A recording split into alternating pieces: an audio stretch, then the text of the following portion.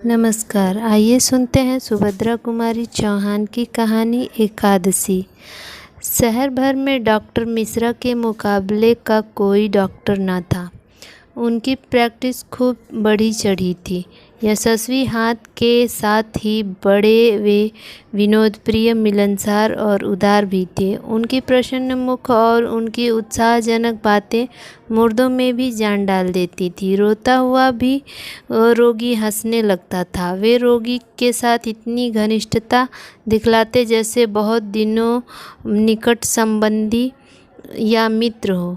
कभी कभी तो बीमार की उदासी दूर करने के लिए, उनके हृदय में विश्वास और आशा का संचार करने के लिए वे रोगी के पास घंटों बैठकर न जाने कहाँ कहाँ की बातें किया करते थे। इन्हें बच्चों से भी विशेष प्रेम था। यही कारण था कि वे जिधर से निकल जाते, बच्चे उनके साथ मिलने के लिए दौड़ पड़ते। और सबसे अधिक बच्चों को अपने पास खींच लेने का आकर्षक उनके पास था। उनके जेब में मीठी गोलियां, जिन्हें वे केवल बच्चों के लिए ही रखा करते थे। वे होम्योपैथिक चिकित्सक थे। बच्चे उनसे मिलकर बिना दवा खाए मानते ही नहीं थे, इसलिए उन्हें सदा अपने जेब में बिना दवा की गोलियां रखनी पड़ती थी। एक दिन इसी प्रकार बच्चों ने उन्हें आकर घेरा। आज उनके तांगे पर कुछ फल और मिठाई थी, जिसे डॉक्टर साहब के एक मरीज ने उनके बच्चों के लिए रख दिया था। डॉक्टर साहब ने आज दवा की मीठी गोलियों के स्थान पर मिठाई देना प्रारंभ किया। उन बच्चों में एक 10 वर्ष की बालिका भी थी, जिसे डॉक्टर साहब ने पहली बार ही अपने इन छोटे छोटे मित्रों में से देखा था। बालिका की मुखाकृति और विशेषकर आँखों में एक ऐसी भोली सी चुभती हुई मोहक थी। उसे स्मरण करने के लिए उसके मुंह की ओर दूसरी बार देखने की आवश्यकता न थी। दूसरे बच्चों की तरह डॉक्टर साहब से उसे भी मिठाई देने के लिए हाथ बढ़ाया, किंतु बालिका ने कुछ लज्जा और संकोच के साथ सिमट कर सिर हिलाते हुए मिठाई लेने से इनकार कर दिया। यह बात जरा विचित्र सी थी कि बालक और मिठाई न ले। डॉक्टर ने एक की जगह 2 लड्डू देते हुए उसे फिर बड़े प्रेम के साथ लेने के लिए आग्रह किया। बालिका ने फिर सिर हिलाकर अस्वीकृति की सूचना दी। तब डॉक्टर साहब ने पूछा, क्यों बिटिया, मिठाई क्यों नहीं लेती? आज एकादशी है, आज भी कोई मिठाई खाता है? डॉक्टर साहब हंस पड़े और बोले, यह इतने बच्चे खा सो रहे हैं।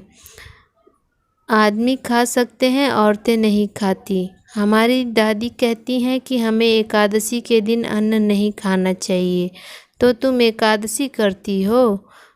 क्यों नहीं, हमारी दादी कहती हैं हमें नेम धर्म से रहना चाहिए।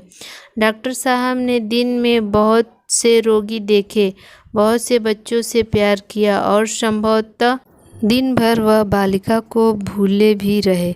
परंतु जब रात को सोने के लिए लैंप बुझाकर खाट पर लेटे तो बालिका की स्मृति उनके सामने आ गई। वह लज्जा और संकोच भरी आंखें, वह भोला किंतु दृढ़ निश्चयी चेहरा, वह मिठाई न लेने की अस्वीकृति का चित्र उनकी आंखों के सामने खिंच गया। बाद में डॉक्टर साहब को मालूम हुआ कि वह एक दूर के मोहल्ले में रहती है। उसका पिता एक गरीब ब्राह्मण है जो वहीं किसी मंदिर में पुजारी का काम करता है। अभी 2 वर्ष हुए जबकि बालिका का विवाह हुआ था और विवाह के 6 महीने बाद वह विधवा भी हो गई। विधवा होते ही पुरानी प्रथा के अनुसार उसके बाल काट दिए गए थे। यही कारण था कि उसका सिर मुंडा हुआ था। उस परिवार में 2 विधवाएं थीं, एक तो पुजारी की बूढ़ी माँ, दूसरी वह अभागिनी बालिका। एक का जीवन अंधकारपूर्ण भूतकाल था, जिसमें कुछ सुख स्मृतियाँ धुंधली कतारियों में चमक रही थी, किंतु दूसरी के जीवन में था अंधकारपूर्ण भविष्य। परंतु संतोष इतना ही था कि वह बालिका अभी उससे अपरिचित थी। दोनों की दिनचर्या 60 और 10 वर्ष की अवस्था की दिनचर्या एक सी ही संयमपूर्ण और कठोर थी। बेचारी बालिका न जानती थी कि अभी उसके जीवन और संयम और यौवन के साथ युद्ध छिड़ेगा। इस घटना को हुए प्राय 10 वर्ष बीत गए। डॉक्टर साहब जब उस शहर को अपनी प्रैक्टिस के लिए पर्याप्त समझकर एक दिन दूसरे बड़े शहर चले गए। वहाँ यह डॉक्टरी भी चमकेगी। वे गरीब अमीर सभी के लिए सुलभ थे। शहर बड़ा था, सभा सोसाइटी भी खासी धूम रहती थी और हर एक सभा सोसाइटी वाले यह चाहते थे डॉक्टर मिश्रा सरीखे प्रभावशाली और मिलनसार व्यक्ति उनकी सभा के सदस्य हो जाएं। किंतु डॉक्टर साहब को अपनी प्रैक्टिस से कम फुर्सत मिलती थी। वे इन बातों से दूर रहा करते थे। इसी समय शुद्धि और संगठन की चर्चा ने जोर पकड़ा।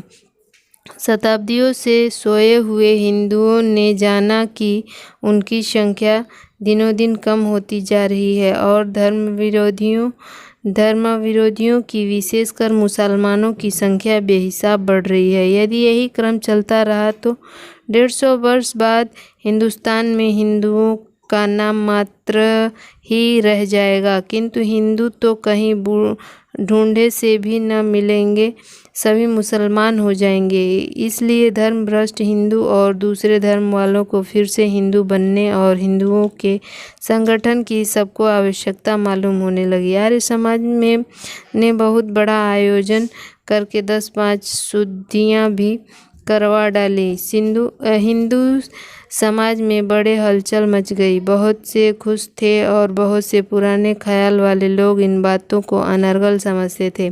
उधर मुसलमान भी उत्तेजित हो उठे। तंजमीर और तबालिग की स्थापना कर दी गई, किंतु डॉक्टर मिश्रा पर इसका प्रभाव कुछ न पड़ा। हिंदू और मुसलमान दोनों ही समान रूप से उनके पास आते थे और वे दोनों की चिकित्सा दंचित होकर करते थे। दोनों जाति के बच्चों को समान भाव से प्यार करते थे। उनकी आंखों में हिंदुत्व का शुद्धि संगठन और मुसलमानों का तंजीम तबालिग व्यर्थ उत्पाद थे। एक दिन डॉक्टर साहब ने अपने दवाखाने में बैठे थे कि एक घबराया हुआ व्यक्ति, जो देखने से बहुत साधारण परिस्थिति का मुसलमान मालूम होता था, उन्हें बुलाने आया। डॉक्टर साहब के पूछने पर उसने बतलाया कि उसकी स्त्री बहुत बीमार है। लगभग 1 साल पहले उसको बच्चा हुआ था। उस समय वह अपने माँ बाप के घर थी। देहात में उचित देखभाल न होने के कारण वह बहुत बीमार हो गई। तब रहमान उसे अपने घर लिवा लाया, लेकिन दिनों दिन तबीयत खराब ही होती जाती। डॉक्टर साहब उसके साथ तांगे पर बैठकर बीमार को देखने चल दिए। एक तंग गली के मोड़ पर तांगा रुक गया। यही जरा आगे कुलिया से निकलकर रहमान का घर था। मकान कच्चा था। सामने के दरवाजे पर एक टाट का पर्दा पड़ा था जो 2-3 जगह से फटा हुआ था। उस पर किसी ने पान की पीक मार दी थी, जिसे मटियाला सा लाल धब्बा बन गया था। सामने जरा सी छपरी थी और बीच में एक कोठरी। यह कोठरी रहमान के सोने उठने बैठने की थी और यही रसोई का घर भी था। रहमान बीड़ी बनाया करता था।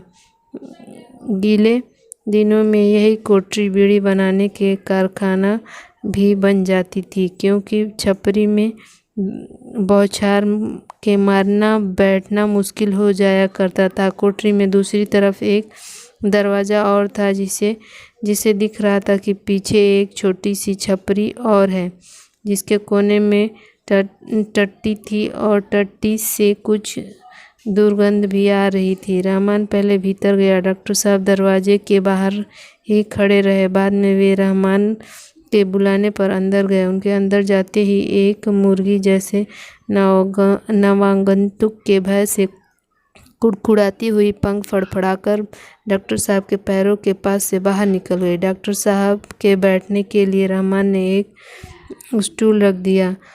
उसकी स्त्री खाट पर लेटी थी। वहाँ की गंदगी और कुंद हवा देखकर डॉक्टर साहब घबरा गए। बीमार की नब्ज देखकर उन्होंने कहा, उसे फेफड़ों को देखा, परंतु सिवा कमजोरी के उन्हें और कोई बीमारी न देख पड़ी। वे बोले, इन्हें कोई बीमारी तो नहीं है, यह सिर्फ बहुत ज़्यादा कमज़ोर है। आप इन्हें शोरबा देते हैं?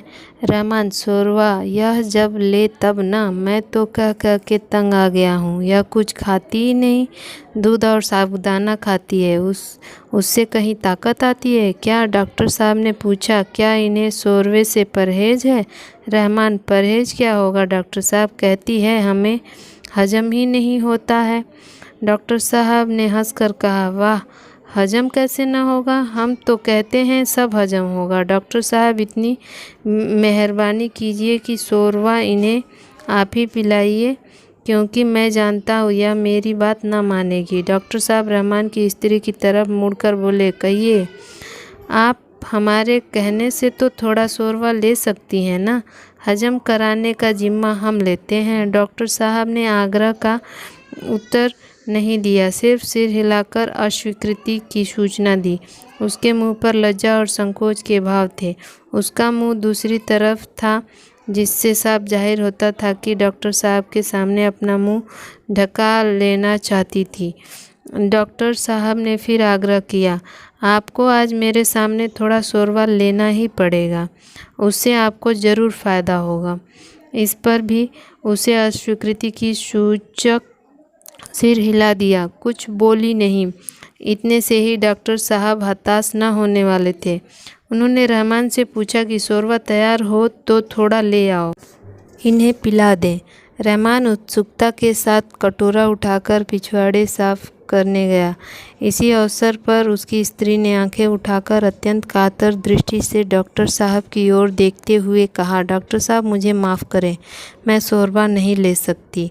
स्वर कुछ परिचित सा था, आंखों में एक विशेष चितवन थी जिसे डॉक्टर साहब कुछ चकराए। एक धुंधली सी स्मृति उसकी आंखों के सामने आ गई। उनके मुख के सामने आप निकल गया। क्यों? छलकी हुई आंखों से स्त्री ने जवाब दिया, आज एकादशी है।